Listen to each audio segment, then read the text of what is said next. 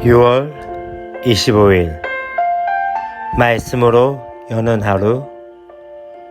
오늘 본문은 고린도전서 15장 12절부터 19절까지 말씀입니다. 사랑하고 축복합니다. 6월 25일 말씀 묵상을 나누고자 합니다. 저는 지금 이제 수요 예배 마치고 이제 교회 나와서 이제 영상을 촬영하고 있는 가운데 있습니다. 오늘 갑자기 어떤 성도님께서 오셔서 저번 주에 했던 설교에 대해서 말씀하시면서 참 많이 은혜 받았다라는 이야기 들으면서 갑작스럽게 그렇게 이야기 들으니까 또 감사하기도 하고 참 연약한 설교인데도 불구하고 또 들어주신 것에서 감사하며 또 여러 가지의 또 많은 생각들을 하게 되었던 것 같습니다. 또 지금 저희 중등부는 성경 릴레이 읽기, 성경 이어 읽기를 지금 하고 있는데 이제 창세기 25장, 26장을 지나고 있고 이제 또 계속적으로 아마 이번 주 내에 아마 창세기가 맞춰지지 않겠나라는 생각이 들었습니다. 뭔가 시도하고 뭔가 또 새롭게 하면서 그 가운데 또 주실 은혜들을 기대하며 나가는 것도 참 감사하다는 생각이 들었습니다. 생각해보면 참 많은 것들을 감사할 수 있고 또 생각해보면 많은 것들을 달리 볼 수 있다고 생각이 되어집니다. 여러분의 삶은 어떠하십니까? 오늘 하루의 삶 가운데 감사의 기도의 제목들이 있는지 또 좀 달리 보면서 조금은 달리 생각할 수 있는 그런 시간을 가졌는지 궁금합니다. 오늘 우리가 또 함께 볼 말씀은 고린도전서 15장 12절부터 19절까지 말씀입니다.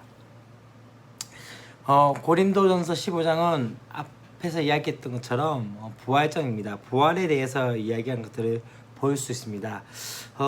앞에 부분에서 어떤 이야기가 나왔습니까? 복음과 부활에 대해서, 복음이 무엇인지에 대해서 이야기하면서 예수 그리스도의 십자가와 부활 사건에 대해서 이야기를 했습니다. 그리고 난 다음에 이제 이 부활 사건이 성경대로 이루어졌음에 대해서 이야기하면서 많은 증인들에 대해서 이야기하며 또한 바울 또한 그 증인의 한 사람이란 것들을 이야기하면서 그렇게 말씀을 마쳤습니다. 지금 이 고린도 교회 가운데 있었던 사람들 중에서 어떤 이야기가 나옵니까?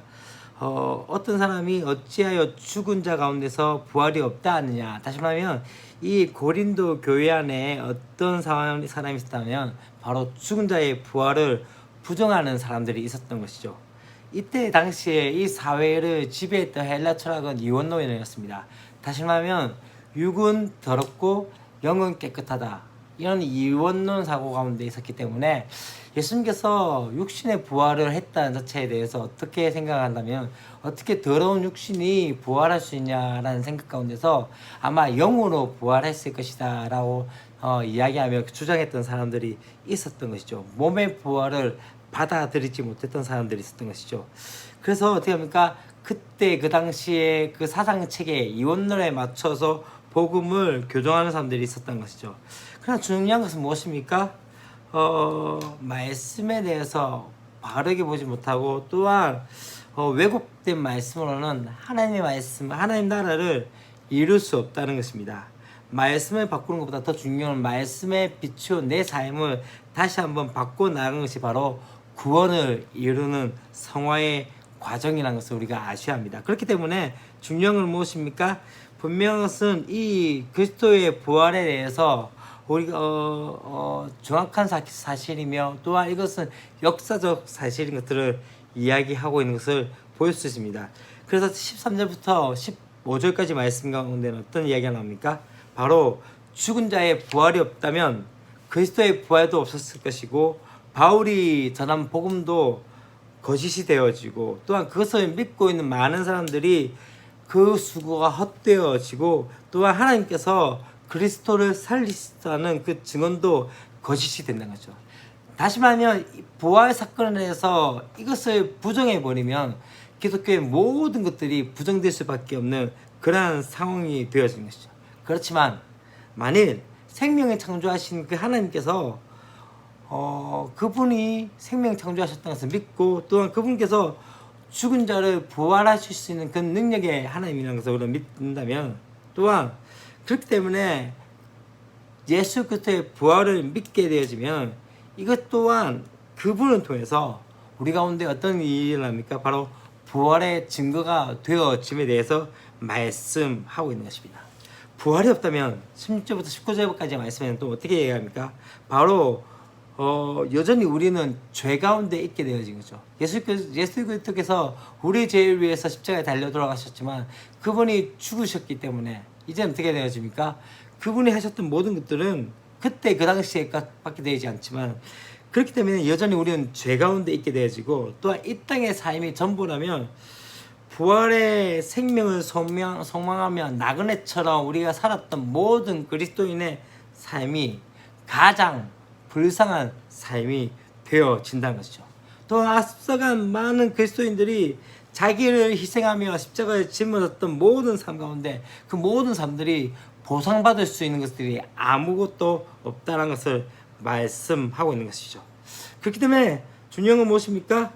바로 우리 앞에 펼쳐진 창조의 세계가 진실한 만큼 부활의 생명을 약속하신 그 하나님도 살아계시고 진실하시기에 우리는 부활을 믿고 부활의 소망을 가지고 살아갈 수 있는 존재가 되어진다는 것을 말씀하고 있습니다.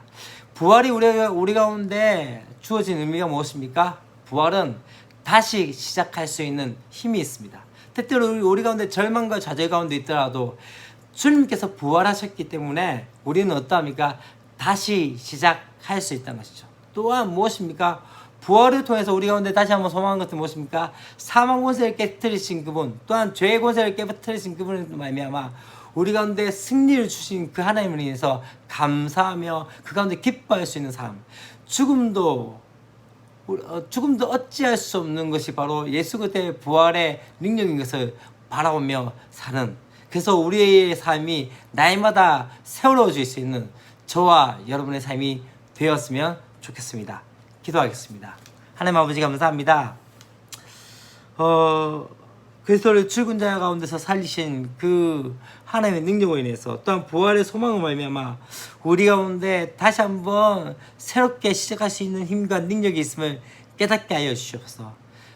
고린도 교회 가운데 몸의 부활을 부정하며 이 땅에서의 삶이 모든 끝이라고 이야기했던 많은 사람들이 있었지만 그럼에도 불구하고 우리가 다시 한번 소망하는 것은 예수 그리스도께서 부활하셨기에 그 부활의 소망을 가지고 하루하루의 삶 가운데 날마다 다시 태어나며 날마다 다시 일어나는 삶들을 살아갈 수 있도록 도우시고 함께하여 주시옵소서. 오늘 하루의 삶 가운데서도 그런 삶을 살게 하여 주시고 날마다 부활을 목격하며 부활을 증언하는 삶을 살아갈 수 있는 우리 사랑하는 성도들 될 수 있도록 도우시고 함께하여 주시옵소서. 주 예수 그리스도의 이름으로 기도합니다. 아멘.